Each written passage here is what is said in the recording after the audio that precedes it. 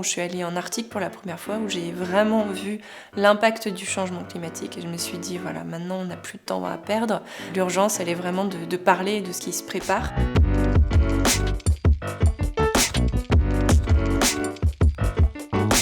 Aujourd'hui, je suis éducatrice au changement climatique dans une fondation qui est sous l'égide de l'UNESCO qui s'appelle l'Office for Climate Education. Et on a 3 missions principales. La première, c'est créer des ressources pour les enseignants qui travaillent avec des enfants de 9 à 15 ans sur le changement climatique, faire de la formation et aussi mettre en réseau tous les éducateurs qui veulent travailler sur le sujet. Alors moi, à la base, je suis glaciologue et donc j'ai été embauchée en tant que garante scientifique. Si je devais résumer mes crampons du succès, j'en nommerais 5. La glaciologie n'est pas du tout une vocation. Par contre, ce qui est sûr, c'est que j'ai toujours voulu travailler sur l'environnement. Donc, j'ai commencé par une école d'ingénieur, l'ENSAT. Je suis partie en master recherche à l'école de la météo pour travailler plus sur le climat. Et c'est à ce moment-là que j'ai découvert le glacier Mertz via un stage. Et là, ça a été vraiment le déclic.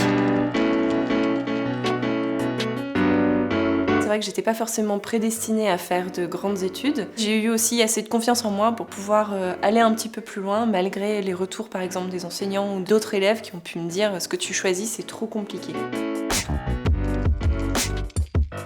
Je me suis orientée en recherche au départ. Alors ce qui est très difficile aujourd'hui, c'est que la recherche, c'est un milieu qui est extrêmement compétitif. Voilà, il faut être un peu hargneux, ce qui n'est pas forcément mon cas.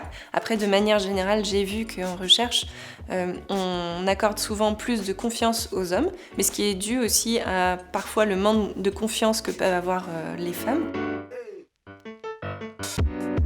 Au cours de ma carrière, j'ai commencé à faire des conférences. J'ai vu aussi l'impact qu'avaient ces conférences sur le public que j'avais en face de moi.